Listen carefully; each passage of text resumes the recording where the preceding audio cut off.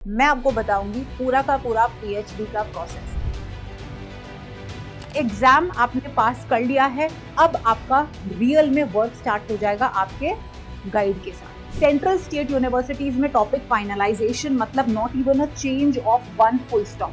Flow chart है वो यही है कि सबसे पहले इंट्रोडक्शन वाला होता है आपका चैप्टर, उसके बाद रिव्यू होता है हर 3 महीने के बाद, या फिर कई यूनिवर्सिटीज में हर महीने एक आरएमसी जैसी चीज जरूर होती है। Hi everybody, this is doctor Priyanka Sharma. आज के सेशन में मैं आपको बताऊंगी पूरा का पूरा पीएचडी का प्रोसेस। आपकी एडमिशन से लेके आपको जब डिग्री मिलती है वो सारा का सारा जो प्रोसेस है वो आज हम इस 10 मिनट के वीडियो सेशन के अंदर जानते हैं। ठीक है, सो मान के चलते हैं आपकी किसी सेंट्रल यूनिवर्सिटी में अच्छी वाले, हम प्राइवेट का बात नहीं करते, स्टेट और सेंट्रल यूनिवर्सिटी में आपकी एडमिशन हो जाती है, तो मतलब आप वहां पे क्या हो जाओगे, रजिस्टर्ड। तो आप बन जाओगे एक registered candidate, PhD registered candidate. ठीक है, उसके बाद आपका रिसर्च कोर्स वर्क शुरू हो जाएगा जो कि होगा 6 मंथ्स की ड्यूरेशन का।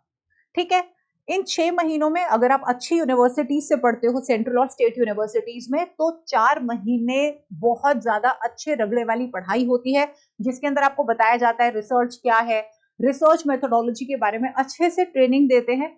सुबह से लेकर शाम तक आपको पढ़ाई करनी होती है। मैं क्या बोल रही हूँ, अच्छी यूनिवर्सिटी से, प्राइवेट का मुझे पता नहीं। ठीक है, जो मशरूमिंग वाली यूनिवर्सिटीज है, I don't know about them. Central state में ऐसा होता है। उसके बाद आपको कुछ असाइनमेंट्स देते हैं और फिर होता है आपका एग्जाम। इस एग्जाम में आपको कोई ऐसा नंबर नहीं लेने होते, आपको सिर्फ पास का जो ग्रेड है वो लेना होता है। You just have to pass it. ठीक है, एग्जाम आपने पास कर लिया है, अब आपका रियल में वर्क स्टार्ट हो जाएगा आपके गाइड के साथ। ठीक है, गाइड अलॉट या तो पहले हो जाता है, ठीक है, एडमिशन जब आपका हुआ तो उस टाइम पे गाइड अलॉटमेंट होती है, कईयों के बाद में होती है। जनरली पहले एडमिशन में गाइड अलॉटमेंट हो जाती है। अब आपने साइनॉप्सिस राइटिंग शुरू कर देनी है with the guidance of your guide. ठीक है, आपके सुपरवाइजर जो है, हो सकता है जो आपने पहले रिसर्च जो प्रपोजल दिया है वो एज इट इज उसको अच्छा लगे, है ना, हो सकता है वो कुछ चेंजेस करवाए। तो अब आपका एक तरह से फाइनल टाइप का साइनॉप्सिस बनता है। अब आपको साइनॉप्सिस प्रेजेंट करना होता है कहाँ पे, प्री रैक में या फिर प्री आरडीसी के अंदर। तो प्री आरडीसी होती है जिसके अंदर डिपार्टमेंट के, जिस डिपार्टमेंट में, सपोज आप डिपार्टमेंट ऑफ एजुकेशन में हो या डिपार्टमेंट ऑफ पॉलिटिकल साइंस में हो, सोशियोलॉजी में हो, तो आपके डिपार्टमेंट के जितने प्रोफेसर्स हैं, रिसर्चर्स हैं, वो आते हैं और आप अपनी साइनॉप्सिस उनके सामने प्रेजेंट करते हो। और ऑब्वियसली वो माने हुए हैं, महारथी लोग हैं, वो आपसे क्वेश्चंस पूछते हैं कि बताओ ये टॉपिक क्यों। वो मैं आपको ऑलरेडी बहुत सारे सेशंस में बता चुकी हूँ कि किस तरह आप डिपेंड करते हैं, करेक्ट।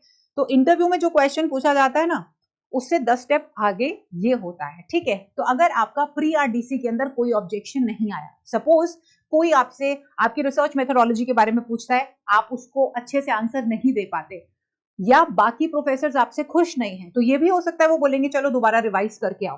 ठीक है, और कभी कभी प्री आरडीसी में अगर आप सक्सेसफुल हो जाते हो तो आपका नेक्स्ट स्टेप होता है आरडीसी या फिर रैक। तो आरडीसी होती है, ठीक है, आपका आरडीसी हो गया, मतलब अब आपका स्टैंप लग गया कि आपका टॉपिक पक्का हो गया, टॉपिक फाइनलाइज होता है।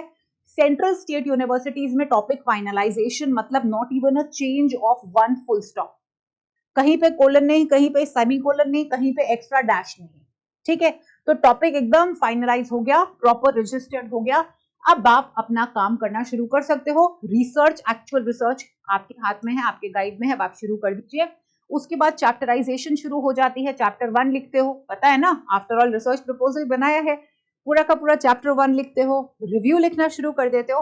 और साथ साथ में वो स्टूडेंट्स जो कि खुद टूल्स बनाना चाहते हैं, जो कि बहुत अच्छी बात है, उनकी टूल फॉर्मेशन शुरू हो जाती है, राइट। तो आपने टूल फॉर्म करना है, टूल की स्टैंडर्डाइजेशन होती है। जब ये सब कुछ हो गया तो आप डेटा कलेक्शन शुरू कर देते हो। डेटा कलेक्ट हो गया, आप एमएस एक्सेल में डालो, आर में डालो, स्टाटा में डालो, एसपीएसएस में डालो, एनडीवीओ में डालो अगर क्वालिटेटिव है। उसको आपने क्या करना है, अगर आप स्टैटिस्टिशियन को दे रहे हो तो उनके साथ बैठ के अच्छे से डेटा एनालिसिस करना है, इंटरप्रिटेशन करना है। और अब आपको क्या करना है, आपको थोड़ी देर ज्यादा स्पेंड करना है अपने लैपटॉप के आगे। अब आप थीसिस लिखना शुरू कर दोगे। आपका मैं आपको हमेशा गाइड यही बोलूंगी कि साथ साथ में आप चैप्टर्स लिखते रहना। कई बच्चे क्या होते हैं, लास्ट में जब डेटा इंटरप्रिटेशन हो जाता है फिर थीसिस लिखने बैठते हैं, तो ऐसा नहीं करना है, ठीक है। आपका चैप्टर 1 हो गया, 2 हो गया, जब आप डेटा कलेक्शन कर रहे हो उससे पहले आपने मेथोडोलॉजी वाला 3rd चैप्टर लिख लिया।